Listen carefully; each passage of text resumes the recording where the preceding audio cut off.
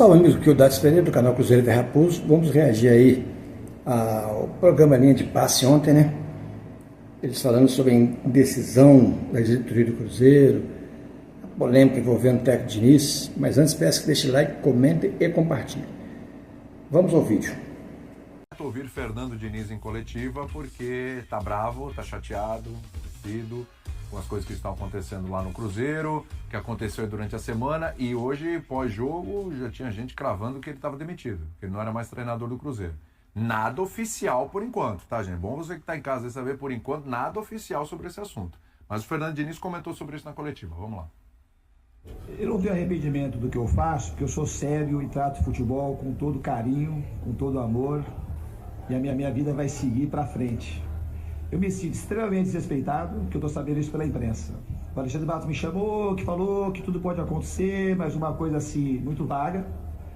Eu não posso admitir que uma pessoa me manda uma matéria numa quinta-feira, que eu estou sabendo disso desde quinta-feira, vocês sabem disso. A Itatiaia sabe muito mais do que vai acontecer comigo do que eu mesmo. Então eu acho um desrespeito muito grande, mas muito grande. Eu me sinto extremamente desrespeitado, porque eu tive inúmeras propostas de trabalho e vim aqui para trabalhar no Cruzeiro. Então, para mim é um desrespeito. Desrespeito muito grande. Tá? Muito grande mesmo. Que não teve clareza nas coisas. Então, eu estou sabendo assim, eu recebo uma mensagem de quem manda numa quinta-feira pós-Grêmio. Aí na outra quinta-feira, eu já estou sabendo que eu estava demitido na quinta. Eu estou falando isso aqui caso isso se confirme. Tá? Porque agora ninguém falou que está demitido. Eu acho uma maneira espúria fazer isso aí, com qualquer um.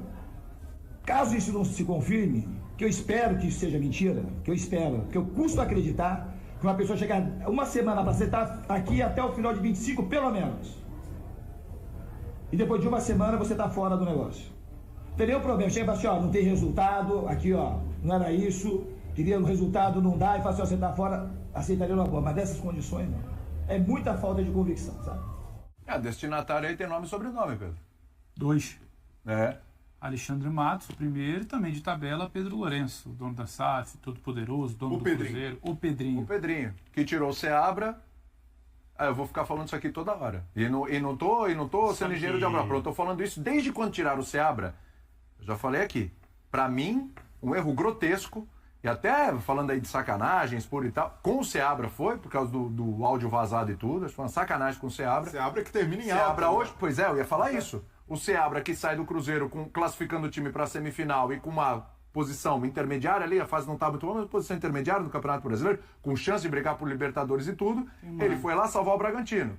E a escolha do Cruzeiro determinou um não título da Sul-Americana e também não foi para Libertadores via Campeonato Brasileiro. Não estou dizendo que o Diniz é o culpado, a escolha é que determinou... O trabalho do Diniz não é bom. O trabalho do Diniz não é bom. E ele sabe disso. Porém, olha o tempo também que teve. Ele sabe, também não vou passar pano, tem responsabilidade dele. Mas ele fez uma escolha. Passar pano. Né? Quando a gente abre o programa falando do Botafogo, naquela odd, explicando se tem técnico, tem investimento, mas tem bom trabalho, a gente pode usar essa régua de avaliação para o Cruzeiro.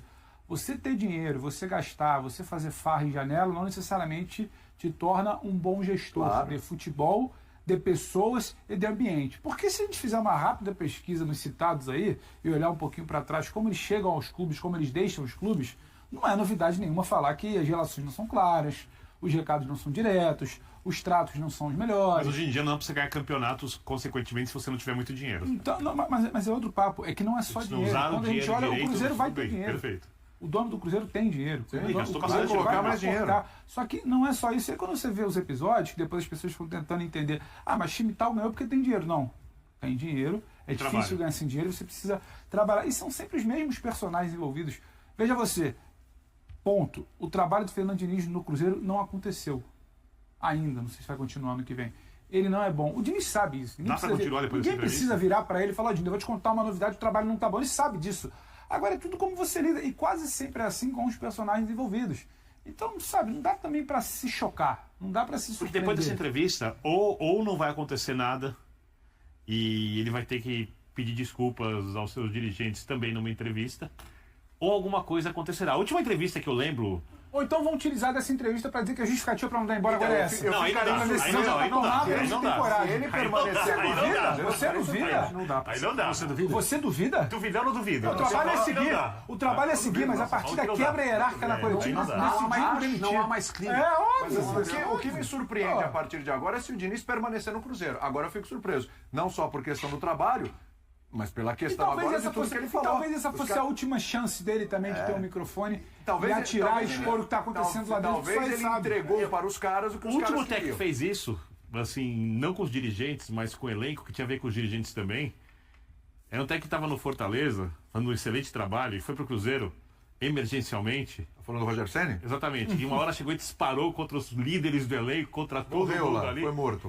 Foi mandado embora e o Cruzeiro foi rebaixado. Mas o que tem... O Rogério tinha razão na época. Vale lembrar. Claro que agora a situação é diferente, aquela diretoria não é essa diretoria, aquela ali é uma diretoria muito mais complicada que essa, a gente pode apontar erros de gestão, mas não tem questões financeiras, essas coisas estranhas. É bom frisar. Mas no final das contas é muito raro o treinador abrir o coração desse jeito, Brenner. E ali ele fez também sabendo qual é o ambiente. O Diniz não é bobo. E eu tenho lugar de fala para falar como bom mineiro, como bom Belo Horizontino. Importante lugar de fala. E sei como funcionam as coisas na imprensa e nos dois clubes, porque Cruzeiro e Atlético estão vivendo um momento muito parecido em termos de gestão. Porque se tornam SAFs e quem controla as SAFs agora são pessoas de lá, de Belo Horizonte, grandes empresários. Já estavam no clube antes de haver feito a SAF. Sim, e figuras influentes, que de longa data exercem essa influência de maneira muito direta, mas agora eles têm a caneta. E qual é o grande problema? Tanto em Atlético quanto em Cruzeiro. Pelo fato dos caras serem de lá, todo mundo acha que a chegada de pessoas bem-sucedidas em seus ramos de negócios, no futebol é só apertar o botão, colocar dinheiro e vai funcionar automaticamente.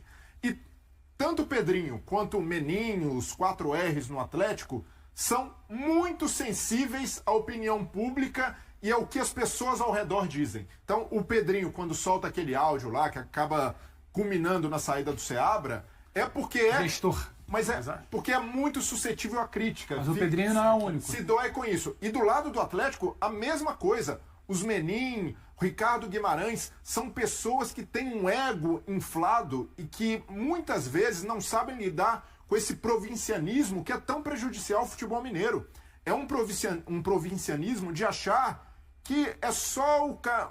não, coloca alguém da família aqui que vai dar certo. E no Atlético acontece, porque o Menin, o Rubens, tem o filho, o Rafael, tomando conta da SAF do Galo. No Cruzeiro, o Pedrinho, a primeira coisa que fez ao se tornar dono, colocou o filho lá para meio que trabalhar junto com o Alexandre Matos. Gente, isso daí é um atestado de amadorismo. Não é o que esses clubes precisam nesse momento, que tem investimento. Então não adianta nada colocar caras que têm dinheiro para tomar conta se eles não têm visão de futebol. E o Fernando Diniz ali, ele dá um grito por profissionalismo. E até pode ser que a coisa mais útil que o Fernando Diniz fez no Cruzeiro foi passar esse recado, porque acorda o torcedor e vai gerar uma cobrança em cima de um cara que acha, nossa, o meu brinquedo aqui, mais um negócio. E o Cruzeiro não é mais um negócio no portfólio dele. Mas o Cruzeiro pensando nessa mentalidade, precisa ser tratado com profissionalismo. Pois é, né? Depois disso tudo aí, depois dos acontecimentos, a gente vê que a diretoria do Cruzeiro foi muito amadora em muitas coisas esse ano, muitas coisas. Tudo bem, vamos respeitar, né? Porque é o primeiro ano de gestão dela como mandatária no clube de futebol. O presidente, outros sim, mas o diretor de futebol não. Mas cometeram inúmeros erros. Entre eles está essa indecisão do treinador, né? Gente, é muito simples. Não quer que o treinador fique, né? Chega a perder e fala, Fernando, hoje será seu último jogo, comunica-o de olho no olho. É como todo mundo deve fazer, olho a olho. Não queremos mais, muito obrigado. Acho que o trabalho não surtiu efeito, como realmente não surtiu efeito. E vida que segue, né? Vamos fazer um acordo aqui, tal. Como todo cidadão de bem íntegro faz, né? Agora, realmente é deprimente para um profissional ficar sabendo que vai ser demitido, que pode vir a ser demitido, até porque não saiu nada ainda de concreto, pela uma imprensa que, aliás, de passagem, gosta de enredar, né? Na entrevista do cara não tem demissão nenhuma. O cara fala, aí como é que vai ser? Você vai ser demitido? Poxa, como é que um repórter faz isso, sendo que a diretoria não comunicou, né? Muito amadorismo, né? Muito amadorismo da parte da diretoria, muito sensacionalismo da parte da imprensa, né? Que agiu sem decoro nenhum, está agindo nessa história aí, né? Os canais replicam aquilo que eles ouvem, né? Mas a imprensa não. A imprensa, inclusive as setoristas lá dentro fazendo isso. É porque houve conversa, né? Mas a mais importante, que é da diretoria com o treinador, talvez não tenha havido. Ponto final. Agora, sobre o jogo de ontem, né? É uma despedida melancólica. Para quem teve o ano todo entre os 6 primeiros, né? Nas 2 últimas rodadas entregou a rapadura e acabou perdendo a vaga, tão sonhada vaga da Libertadores. E de quebra, ao vencer o Juventude, ainda deu a vaga para o vizinho Atlético Mineiro ainda na Sul-Americana. Uma pena, né? É uma pena que isso aconteceu. A diretoria tem que trabalhar esse time, repensar. Se o treinador vai ficar, vamos trabalhar um time com seriedade, vamos tirar privilégio de setores da imprensa lá de dentro, para que as coisas fiquem apenas lá dentro. Isso tem que acontecer, né? Senão vai ficar essa casa da mãe Joana, né? E o time não caminha para frente. Aí divide o plantel, divide administração, divide tudo, não pode. O time tem que somar, não dividir. Esse que é o problema do time do Cruzeiro, foi o problema no segundo semestre. Agora é torcer para fazer uma boa pré-temporada e, por conseguinte, fazer um bom ano de 2025. Se for o Diniz, vamos apoiá-lo. Se não for realmente o Diniz, vamos apoiar quem chegar. Mas tudo com transparência. A transparência é o caminho para o sucesso de qualquer empreendimento. Fica aí, um grande abraço. Fui.